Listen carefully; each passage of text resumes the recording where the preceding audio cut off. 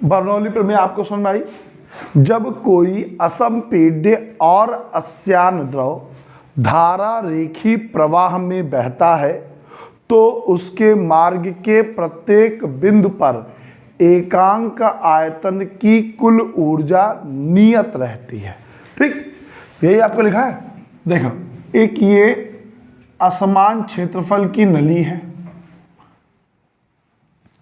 ये एक असमान क्षेत्रफल की नली है और ये सिरा एक ऊपर है और एक थोड़ा सा नीचे है। ये x सिरा और ये y सिरा, इसकी हाइट h1, इसकी हाइट h2। यहाँ से पानी ऐसे जल प्रवेश कर रहा है, यहाँ से निकल रहा है। तो फिर सुनना, जब कोई असंपीड्य और अस्यान द्रव, असंपीड्य मतलब क्या हुआ? संपीड्य का उल्टा। संपीड्य क्या होता है? वे लिक्विड या वो पदार्थ जिनको आसानी से दबाया जा सके, वो संपीड्य कहलाते हैं। जैसे रबड़ स्टील की अपेक्षा अधिक संपीड्य है। रबड़ को आसानी से दबाया जा सकता है, स्टील को आसानी से दबा सकते हो? नहीं दबा सकते हो, है ना। जैसे मोटा आदमी ज़्यादा संपीड्य है दुबले आदमी से। मोटा आदमी के मांस होता दब जाता है और दुबला आदमी के हड्डी है, और पंडित जी हमारे हैं हड्डी हैं, तो इनके ये कैसे होंगे? ये क्या होंगे? असंपीड्य।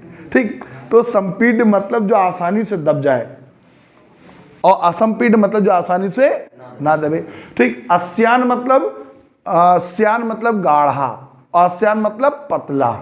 ठीक, तो जब कोई असंपीड्य और अस्यान द्रव धारा रेखी प्रवाह में, ये देखो धारा रेखी प्रवाह में प्रवाहित होता है तो उसके मार्ग के प्रत्येक बिंदु पर एकांक आयतन की कुल ऊर्जा।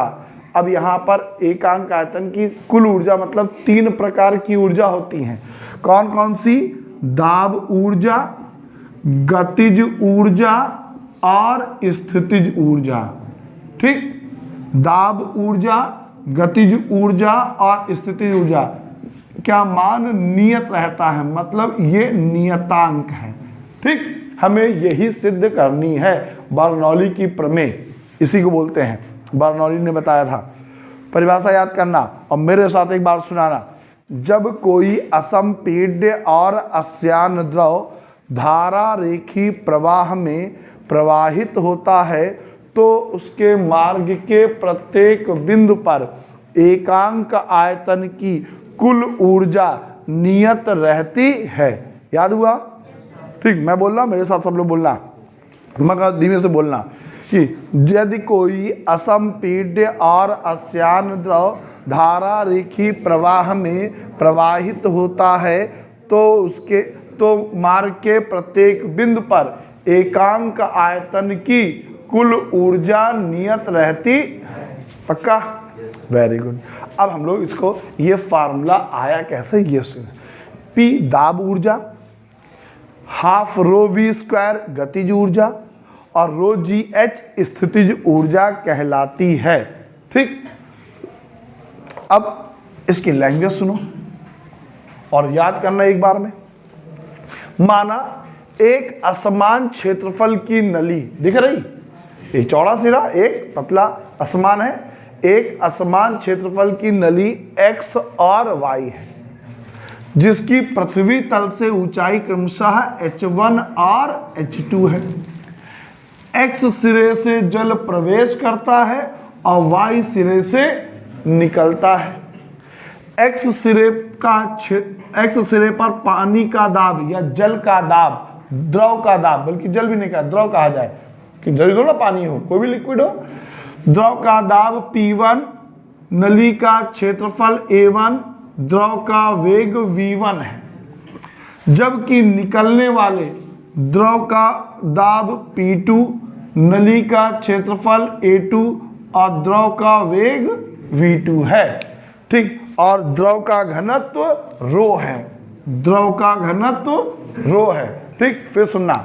माना एक असमान क्षेत्रफल की नली x और y है। x सिरे की पृथ्वी से ऊंचाई h1, y सिरे की पृथ्वी से ऊंचाई h2 है। x सिरे से जल प्रवेश कर रहा y सिरे से जल निकल रहा, x सिरे पर द्रव का दाब P1, नली का क्षेत्रफल A1 और द्रव का वेग V1 है। y सिरे पर द्रव का दाब P2, नली का क्षेत्रफल A2 और द्रव का वेग V2 है और द्रव का घनत्व रो है। क्या इतना सभी को कंफर्म याद हुआ? जो बच्चे वीडियो देख रहे हैं एक बार यहाँ पे वीडियो रोक लेंगे और इसको बोलेंगे मेरे साथ, ठीक है? और ना याद हुआ हो बैक करके फिर से आप सुन लीजिएगा। लास्ट बात, यदि कोई एक असमान क्षेत्रफल की नली एक्स वाई है जिसके एक्स सिरे से जल प्रवेश कर रहा है और वाई सिरे से द्रव निकल रहा है, एक्स सिरे की पृथ्वी से ऊंचाई h1 है, वाई सिरे की पृथ्वी से ऊंचाई h2 है। एक्स सिरे पर प्रवेश करने वाले द्रव का दाब P1 है, नली का क्षेत्रफल A1 है, द्रव का वेग V1 है। निकलने वाले द्रव का दाब P2 है, क्षेत्रफल A2 है और दाब और वेग V2 है। ठीक, अब हम लिखेंगे एक्स सिरे से निकलने वाले द्रव द्वारा 1 सेकंड में किया गया कार्य, एक्स सिरे और ये किया गया कार्य W1, एक्स सिरे से जो पानी प्रवेश कर रहा है वो कितना कार्य कर रहा है कि वो भी 1 सेकंड में। तो सुनो, अब जरा तुमको फार्मूला इस्तेमाल करना, वो फार्मूला कहाँ से बनता है? कार्य बराबर क्या होता है? बल गुणे विस्थापन। कार्य बराबर बल गुणे विस्थापन या बल गुणे दूरी। ठीक, एक सूत्र तुमने पीछे पढ़ा, P बराबर F/A पढ़ा, क्रॉस मल्टीप्लाई कर दो, F बराबर P into A। Confirm? Confirm. तो मैं यहाँ पे बल की जगह पे क्या लिख सकता हूँ? PA। अब दूरी की बात करते हैं। क्या इतनी बात सुनना है? बल बराबर कितना हो गया? PA। अब दूरी की बात करता हूँ। एक सूत्र तुमने पढ़ा, चाल बराबर दूरी बटे समय। अब समय तो यहां मैंने 1 सेकंड लिखा, समय 1 सेकंड हुआ तो दूरी चाल के बराबर हो गई। दूरी किसके बराबर हो गई? चाल के। और चाल को मैं क्या लिखता हूं? V। चाल को क्या लिखता हूं? तो सूत्र किया गया कार्य का क्या आया? PAV। P क्या? दाब, प्रेशर, A एरिया और V वेलोसिटी, स्पीड। ठीक, तो यहां पर एक्स सिरे की बात हो रही, तो यहां पर दाब P1 है, क्षेत्रफल A1 है और वेग V1 है। समझ में आया? तो किया गया कार्य कितना निकला? P1 A1 V1। अब लिखेंगे y सिरे से निकलने वाले द्रव, y सिरे से, यहाँ पे x सिरे से निकलने वाला लिख दिया, x सिरे से प्रवेश करने वाला है ना, प्रवेश करने वाले, क्योंकि x सिरे से तो प्रवेश कर रहा है और y सिरे से निकल रहा। तो y सिरे से निकलने वाले द्रव द्वारा 1 सेकंड में किया गया कार्य। अब देखो, अगर प्रवेश कर रहा था उसका कार्य क्या आया था? P1 A1 V1, P1 A1 V1। तो यहाँ क्या आएगा? P2 A2 into V2। क्या इतने कंफर्म? प्रवेश करने वाले जल द्वारा किया गया कार्य P1 A1 V1 और निकलने वाले जल द्वारा किया गया कार्य P2 A2 V2। अब हम निकालेंगे नेट कार्य कि टोटल कार्य कितना हो रहा भैया, है ना। अब हम निकालेंगे नेट कार्य W बराबर W1 माइनस W2। ठीक, अब W1 का मान कितना है भैया, P1 A1 V1, और W2 का मान कितना है, P2 A2 V2। यहां तक सभी को कंफर्म हुआ? यहां तक सभी को कंफर्म है कि हमने प्रवेश करने वाले जल द्वारा किया गया कार्य कितना निकाला, P1 A1 V1, और निकलने वाले जल द्वारा कार्य कितना किया, P2 A2 V2। फिर हमने क्या लिखा, नेट कार्य W1 माइनस W2, इनके मान रख दिए। अब तुमने कल एक डेरिवेशन पढ़ा था अविरतता के सिद्धांत से। अविरतता का सिद्धांत कल पढ़ा था, क्या फार्मूला याद है किसी को? A into V equal to नियतांक है ना, A into V equal to, या फिर A1 V1 बराबर A2 V2। इसका मतलब हुआ प्रवेश करने वाले जल का आयतन बराबर निकलने वाले जल का आयतन। टंकी फूटी नहीं है, सीधा जितना प्रवेश कर रहा उतना ही निकल जा रहा। ठीक, आयतन का एक फार्मूला और याद आया, आयतन बराबर घनत्व बटे, ठीक, तुमने फार्मूला उसमें पढ़ा है आपने फर्स्ट चैप्टर में, फर्स्ट चैप्टर में पढ़ा था, द्रव्यमान बटे आयतन। हमने उल्टा लिख दिया, द्रव्यमान बटे आयतन, घनत्व बराबर द्रव्यमान बटे आयतन। प्रवेश करने वाले जल का आयतन बराबर निकलने वाले जल का आयतन बराबर ये भी आयतन, द्रव्यमान बटे। अब जरा देखो, क्या A1 V1 की जगह m अपॉन रो लिख सकते हो? क्या A2 V2 की जगह की जगह m अपॉन रो लिख सकते हो? लिख सकते हैं? लिख दो, लिख दो फिर। W बराबर P1 A1 V1 की जगह क्या लिखेंगे, A1 V1 किसके बराबर, m अपॉन रो, माइनस ये लिखा P2 A2 V2 की जगह क्या लिख सकते हैं, m अपॉन रो। ठीक, A1 V1 की जगह भी m अपॉन रो और A2 V2 की जगह भी m अपॉन रो, क्योंकि प्रवेश करने वाले जल का आयतन निकलने वाले जल के आयतन के बरोबर। ठीक, कुछ कॉमन मिल रहा है, m अपॉन रो, क्या बचा, P1 माइनस इक्वेशन नंबर 1। हमने पहला पड़ाव इस सवाल का पार किया। ठीक, क्या सुनना है, लैंग्वेज फिर से सुनो। माना एक असमान क्षेत्रफल की नली है जिसके x सिरे से जल प्रवेश कर रहा है, y सिरे से निकल रहा है। ठीक, x सिरे पर की पृथ्वी से ऊंचाई h1, y सिरे की पृथ्वी से ऊंचाई h2 है। x सिरे पर जो प्रवेश कर रहा जल उसका दाब P1, क्षेत्रफल A1, प्रवेश करने वाले द्रव का वेग V1, जो पानी निकल रहा द्रव निकल रहा उसका दाब P2, यहाँ इस जगह पर दाब P2, इस जगह क्षेत्रफल A2 और इस जगह द्रव का वेग V2। फिर जो एक x सिरे से प्रवेश कर रहा जल उसके द्वारा किया गया कार्य वो भी 1 सेकेंड में के लिए W1 बराबर P1 A1 V1। कहाँ से आया मैंने आपको भी बताया था। उसी तरीके से y सिरे से निकलने वाला द्रव द्वारा 1 सेकेंड में किया गया कार्य P2 A2 V2।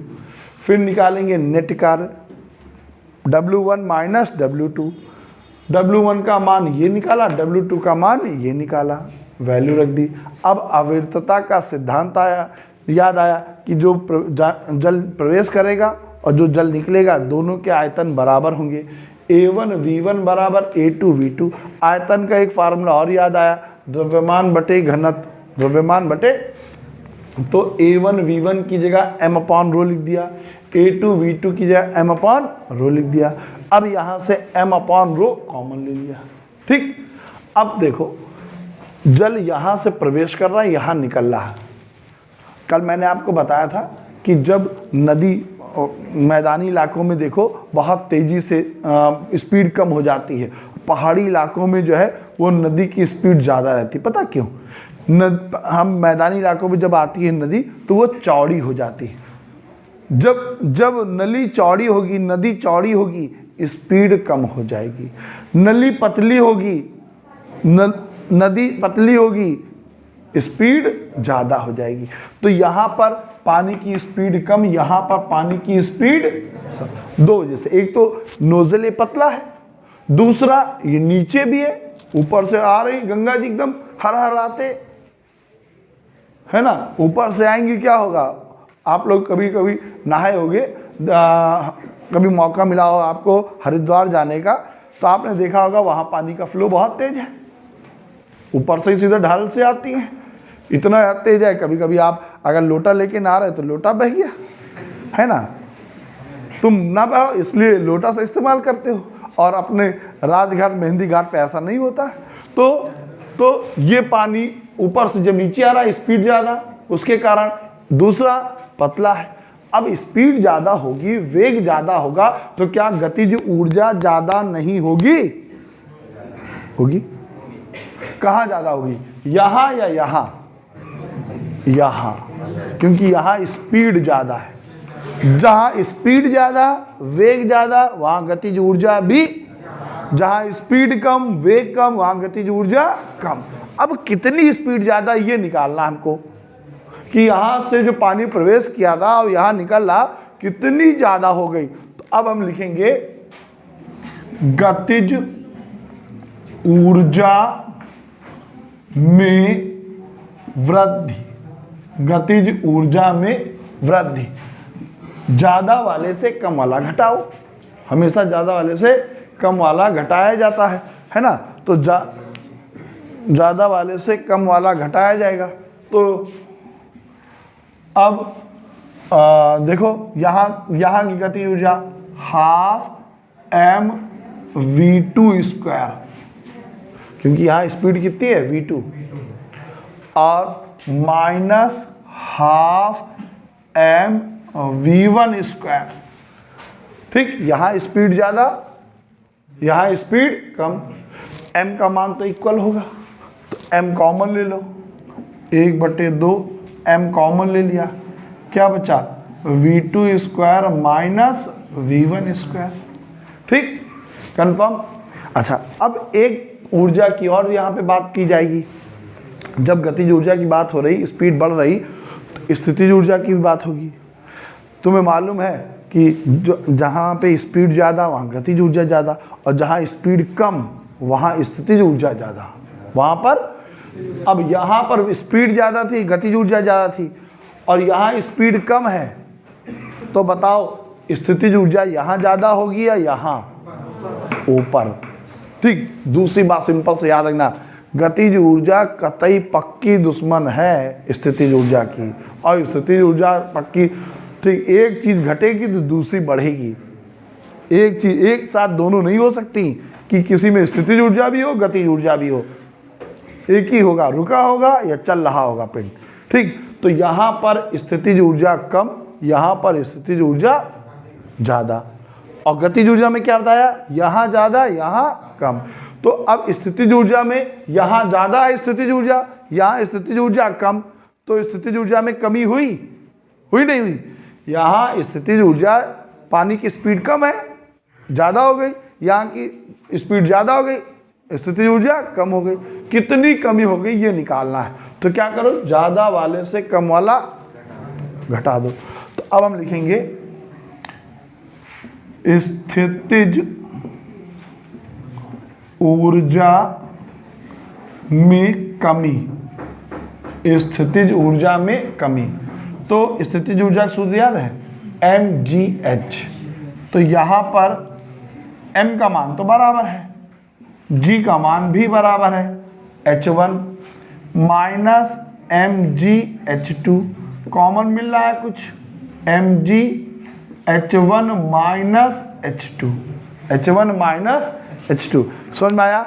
गतिज ऊर्जा में वृद्धि हो रही, इसीलिए हमने गतिज ऊर्जा में वृद्धि हो रही, इसीलिए हमने क्या किया? गतिज ऊर्जा में वृद्धि निकाली। ठीक, अब स्थितिज ऊर्जा में कमी हो रही, स्थितिज ऊर्जा में कमी निकाली। अब है तो दोनों ही ऊर्जा, है तो दोनों ही ऊर्जा। जब दोनों ही ऊर्जा है तो क्या करो, गतिज ऊर्जा से स्थितिज ऊर्जा घटा दो। हमेशा हमेशा ज्यादा वाले से कम घटाया जाता है। गतिज ऊर्जा का मान सदैव ज्यादा होता है।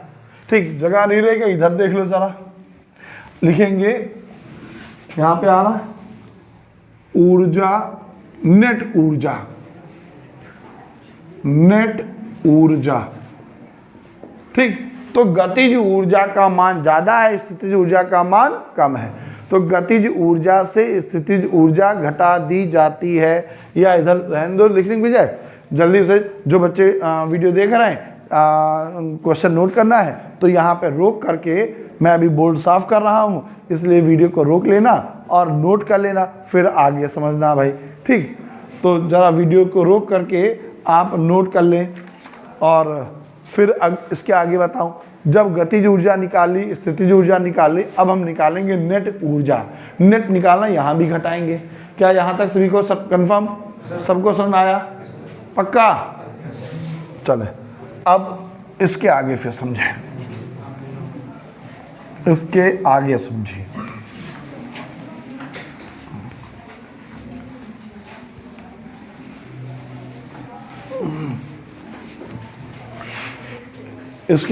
इसके आगे देखिए, अब लिखेंगे नेट ऊर्जा और गतिज ऊर्जा से स्थितिज ऊर्जा घटा दो, क्योंकि गतिज ऊर्जा का मान ज्यादा। गतिज ऊर्जा हाफ एम कॉमन ले लिया था, v1 square minus v2 square. ये नेट ऊर्जा, गतिज ऊर्जा माइनस स्थितिज ऊर्जा। स्थितिज ऊर्जा बताई थी आपको mgh1 माइनस h2। ठीक, ये इक्वेशन नंबर 2, ये इक्वेशन नंबर 2। ठीक, ये हमारी नेट ऊर्जा आ गई, गतिज ऊर्जा से स्थितिज ऊर्जा घटा दी। अब यह बर्नौली प्रमेय ऊर्जा संरक्षण के सिद्धांत पर कार्य करती है। किस पे काम करती है? ऊर्जा सिद्धांत के, ऊर्जा संरक्षण के सिद्धांत पे काम करती है। मतलब जो नेट कार्य है, जो नेट कार्य है वो नेट कार्य है वो नेट ऊर्जा के बराबर होगा। नेट कार्य बराबर नेट ऊर्जा। ठीक, नेट कार्य नेट ऊर्जा के बराबर होगा। कैसे होगा, क्यों होगा? ऊर्जा संरक्षण के सिद्धांत। यहां की ऊर्जा, यहां की कुल ऊर्जा 3, दाब ऊर्जा, गतिज ऊर्जा, स्थितिज ऊर्जा, यहां की तीनों ऊर्जाओं के बराबर होगा। ठीक, नेट कार्य याद है अभी हमने निकाला था m/ρ और क्या लिखा था P1 माइनस P2, और नेट कार्य ये निकाला half m v2 square minus v1 square minus mgh1 minus h2। ठीक, नेट कार्य नेट ऊर्जा के बराबर। अब जरा देखो, इधर से m कॉमन मिल रहा है, इधर से m कॉमन मिल रहा, m/ρ P1 minus P2, m common ले लिया, क्या बचा 1/2 v2 square minus v1 square minus gh1 minus h2।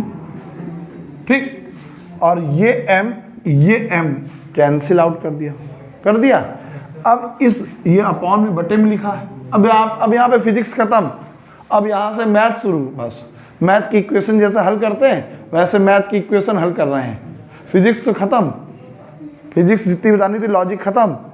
अब देखो, इस रो की मल्टीप्लाई कर दो, P1 माइनस P2, यहाँ मल्टीप्लाई करोगे तो क्या आएगा 1/2 रो, इसको हटा देता हूँ, 1/2 रो v2 square minus v1 square, यहाँ पे भी मल्टीप्लाई हो जाएगी। देखो रोजी h1 माइनस h2, समझ में आया? इस रो को बटे में यहाँ और यहाँ क्रॉस मल्टीप्लाई कर दिया।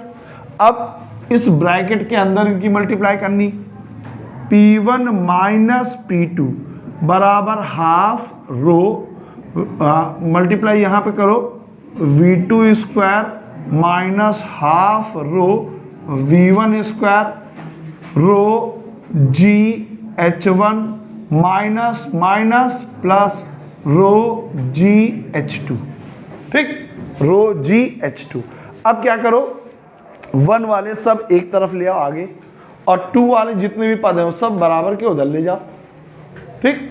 1 वाले एक तरफ, P1 ये लिखो, V1 दे रखा है, इधर ले आओ, plus half rho V1 square, ये इधर ले आओ, रो जी H1, ये P2 इधर लिखा बराबर के उधर ले जाओ, P2 प्लस ये देखो half rho V2 square plus rho g H2, ठीक।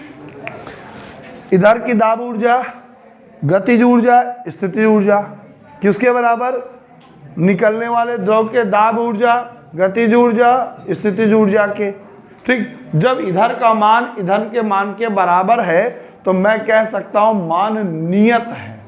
इधर का मान इधर के मान के बराबर है तो क्या कहेंगे, नियत है। फिर 1 और 2 हटाओ, तो दाब ऊर्जा, गतिज ऊर्जा और स्थितिज ऊर्जा तीनों का मान किसके बराबर, नियत, नियतांक। और याद करो आपने यही पढ़ा था सबसे पहले अभी कि यदि कोई असंपीड्य और अश्यान द्रव, असंपीड्य और अश्यान द्रव धारा रेखी प्रवाह में प्रवाहित होता है तो मार्ग के प्रत्येक बिंदु पर कुल ऊर्जा मतलब 3 ऊर्जा, दाब ऊर्जा, गतिज ऊर्जा, स्थितिज ऊर्जा का मान नियत रहता है।